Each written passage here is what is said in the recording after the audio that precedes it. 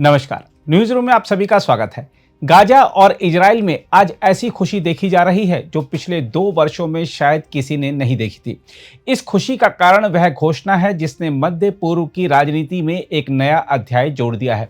अमेरिकी राष्ट्रपति Donald Trump की मध्यस्थता में हुए युद्ध विराम और बंधक सौदे पर बनी सहमति का पूरी दुनिया में स्वागत किया जा रहा है।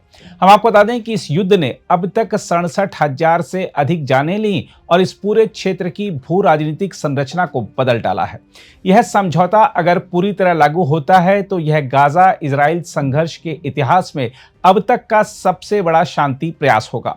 पिछले कई प्रयास जहां असफल हो गए, वहां यह पहल उम्मीद की एक नई लौ लेकर आई है। हम आपको बता दें कि मिस्र में चले अप्रत्यक्ष वार्तालाप के बाद इस समझौते की घोषणा हुई और इसके साथ ही गाजा की सड़कों से लेकर तेल अवीव के चौकों तक आम नागरिकों के बीच उत्सव जैसा माहौल बन गया।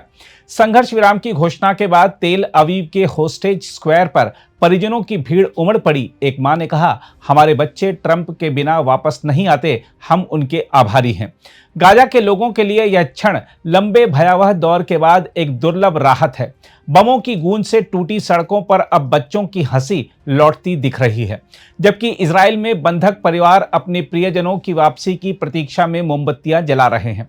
लेकिन दोनों ओर यह भी गहरी समझ है कि युद्ध विराम केवल शुरुआत है। वास्तविक शांति तभी संभव है जब न्याय, सम्मान और सुरक्षा समान रूप से मिलें। मीडिया रिपोर्टों के मुताबिक गाजा के दक्षिणी शहर खान यूनुस के लोगों ने कहा कि ईश्वर का धन्यवाद कि खून खराबा रुक गया। केवल हम ही नहीं, पूरी गाजा, सारे अरब और दुनिया भर के लोग इस शांति से खुश हैं। यही भावनाएं इजराइल में भी देखी गईं, जहां बंधक परिवारों ने पटाखे छोड़े और राहत की सांस ली। फिर भी इस खुशी के पीछे अनिश्चितता की गहरी परछाई है।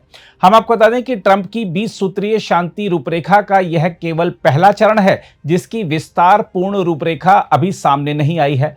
बुधवार देर रात ट्रंप ने ट्रुथ सोशल पर लिखा था, इजराइल और हमास दोनों ने हमारे शांति समझौते के पहले चरण को मंजूरी दी है।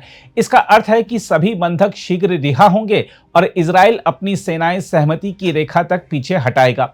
इजराइल के प्रधानमंत्री बेंजामिन नेतन्याहू ने इसे राजनयिक सफलता और राष्ट्रीय नैतिक विजय बताया है। उनका कहना है कि सभी बंधक अपने घर लौटेंगे और यह समझौता मजबूत, स्थायी और चिरस्थायी शांति की दिशा में पहला कदम है।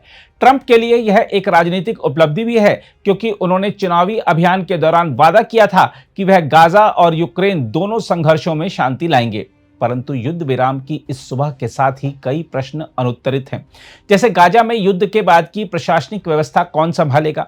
हमास का भविष्य क्या होगा? क्या वह अपने हथियार छोड़ेगा या इजरायली सैनिकों की मौजूदगी तक उसका प्रतिरोध जारी रहेगा? इन सवालों के उत्तर ही आने वाले हफ्तों में इस शांति की स्थिरता तय करेंगे। उधर हमास ने भी अपने बयान में कहा है कि यह समझौता हमारे लोगों के बलिदानों का फल है और वह तब तक अपने राष्ट्रीय अधिकारों, स्वतंत्रता और आत्मनिर्णय की लड़ाई नहीं छोड़ेगा जब तक फिलिस्तीनी स्वाधीन राज्य की स्थापना नहीं होती।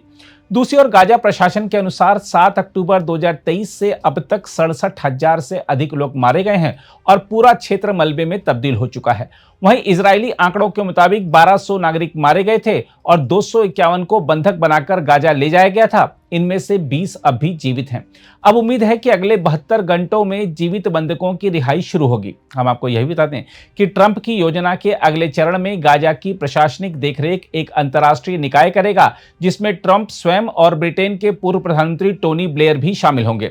हालांकि अरब देशों ने स्पष्ट कर दिया है कि किसी भी शांति योजना का अंतिम लक्ष्य एक स्वतंत्र फिलिस्तीनी राज्य होना चाहिए, जिसे नेतन्याहू सिरे से अस्वीकार करते हैं। बहरहाल आज गाजा और इजराइल दोनों में खुशी है, पर यह खुशी अभी अधूरी है।